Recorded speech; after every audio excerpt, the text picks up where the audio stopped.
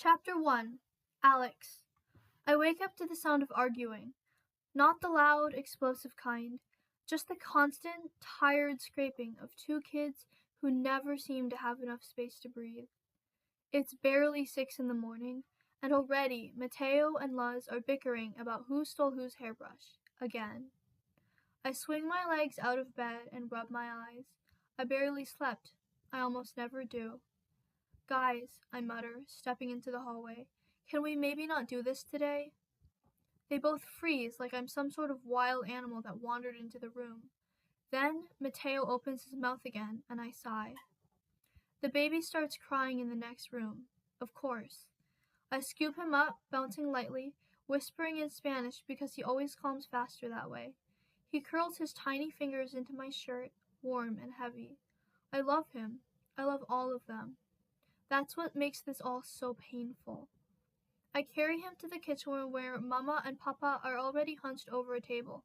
They're whispering, focused, hands moving fast in the way that makes my stomach twist. I try not to look at what they're measuring and packing.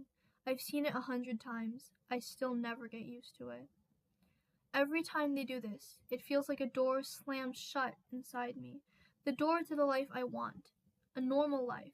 A safe one. One where my parents don't do this. One where I don't have to pretend I don't know. Papa notices me. Alex, pone agua para el café. Si. I put on the water without meeting his eyes. If I look too long, I'll say something I'm not supposed to say. Something like, I hate that you do this. I hate that this is our life. As I wash the baby's milk bottle, my thoughts drift toward my backpack in the corner by the door. Inside is an empty space where my paintings were supposed to be. I left them at school yesterday because I knew that if I brought them home, Papa would ask me why I was wasting my time on feminine nonsense, and Mama would just give me that tired look like she wants to agree with me but can't afford to. Dreams aren't free in this house. They cost too much.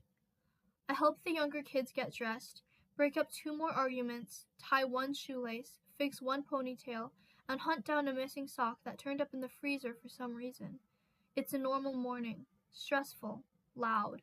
Too small for all of us. On the bus to school, I stare out the window at the gray sky. I imagine colors instead, all the shades I would have used in the painting I couldn't bring home. I imagine dancing, too, even if I haven't really danced since last year. Writing. Acting. All the things that make me feel like I'm breathing for the first time. All the things I'm not supposed to want. By the time I get back home in the evening, the house smells like cheap food and something sharper underneath. My parents are in the back room again. I don't go in. I never do. I put the kids to bed one by one. The baby falls asleep on my chest before I manage to lay him in his crib. My back aches, my head pounds. The bare bulb in the living room flickers. I finally crawl into my corner of the shared bedroom and bury my face in the pillow. I'm exhausted in the way that feels heavy, like being pulled underwater. I close my eyes. And then, light, soft, gold, shimmering. It pools at my feet like spilled sunshine. The darkness around me folds away, replaced by something warm and bright. Hello, Alex, a voice says, musical, gentle, almost like wind chimes. I turn, and there she is. A girl the size of my hand, wings like stained glass, hair glowing faintly as if lit from within. A fairy, an actual fairy. She smiles, and something in my chest loosens, just a little. You're kind, she says, kinder than life has allowed you to feel. You deserve a place where you can breathe. My throat tightens. A place?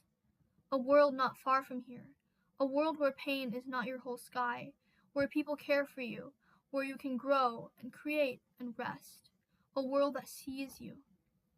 My heart beats faster, not from fear. Something else, something like hope. I haven't felt it in so long that it's almost strange, almost too big. Can I go there? The words rush out of me before I even think. I want to go. Please. Her smile widens. Soon. Very soon. Hold on a little longer. I reach toward her, but the light grows brighter, washing everything out, soft and warm, filling me with something I haven't tasted in years. Anticipation. Real breath-stealing anticipation. The world dissolves into gold.